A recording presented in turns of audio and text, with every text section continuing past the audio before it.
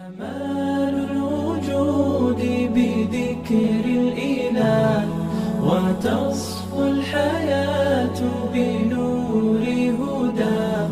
جمال الوجود بذكر الإله.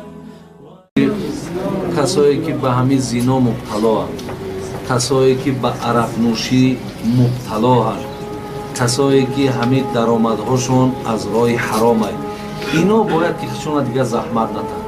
شریعت به نام پروردگار به یاد تماما یگان ذره به اینا احتیاج ندارد. در شریعت ما کچство در کار، کلیство در کار نیست. بله، ما در کچство در کار، ما در مسلمانی که همه گفتید همه چیزها ایستینی مسلمان باشه، مسلمانی که حقیقتا قرآن میگه ادخلوا فی السلم کافة، با پرگی در دین بدرو. این نه که برادر هم نماز هم زنا، ببینید هم نماز هم عرق فروشی، هم مثال زنا هم عرق نوشی، هم دیگر اخی تماما یک مسخره در دین است، یک مسخره در دین می شود. از همین خاطر بسیار یک پهلوان ما در جمعهمون حکایه میکردیم از قزوین ایران، ایرا مثنوی حکایه میکنن.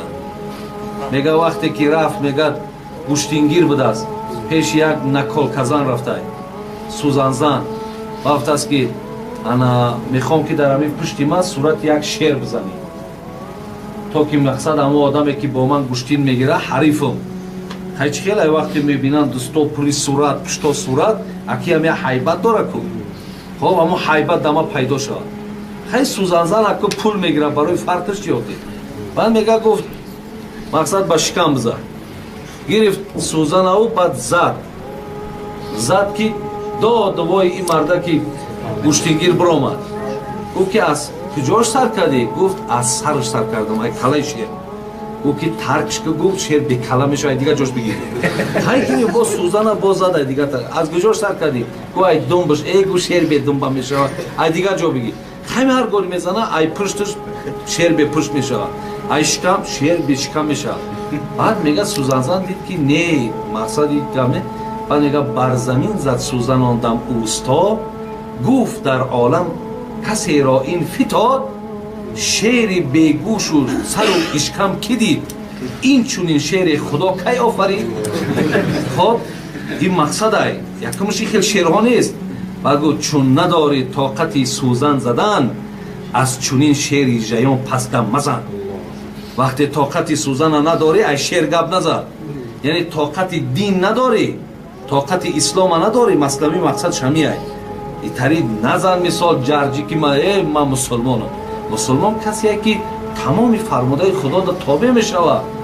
برای او برادر عزیز حرام ها حرام ای، حلال ها حلال ای. نداری طاقت همین را در کار نیست، برای زینا میکنی، برای مقصد چی بدبختی که میکنی کردن بگیر. جهنم خدا کلان. اگر همه ما و شما پیش خدا میریم، پیش الله مهربان در راست میشیم برای این بدبختی هامان. ببین چهار میگه انسان روز قیامت قدمش از قبرش میگه یک قدم زدن نمیتوند تا 4 سوال جواب نگه. یکی از امونو چیه؟ یک من عمری فیما افنا، خدا میپرسش چند سال حیات دادم؟ 60 سال یا 70 سال یا 50 سال. فیما افنا، عمرت در چی صرف کردی؟ این سوال ای برادر، از این قسم به بزرگی خدا این منظره میشود، این فرموده ای، این یکون انکدوت نیست. فیما افنا، عمرت در چی صرف کردی؟ خب این را که میگوی که باید بگوی همه را، کجا در کجا صرف کردی، چه خیل کردی، همه اینا را پیش خدا میگوی. و بعد همین عیب نیست، خجالت نیست که بگوی پروردگار را خیلی مقصد من همین خیل زنا کردم، من عرق نوشیدم، من فلان کردم. این بسیار برای تو دیگر اونجا هیچ دستگیری برای تو دیگر نیست برادر عزیز.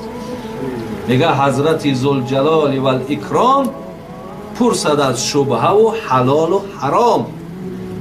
پرسد از ما چرا چنین کردی، این گناه کردی و آن کردی.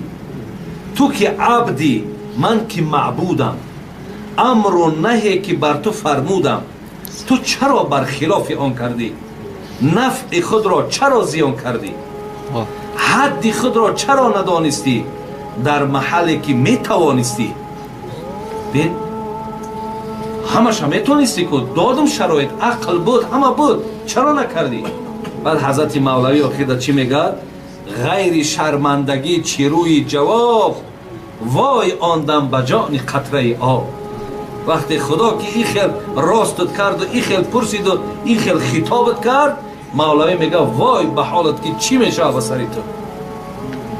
برای این برادری از اندیشه کنیم به خدا قسم این دنیا بی صاحب نیست.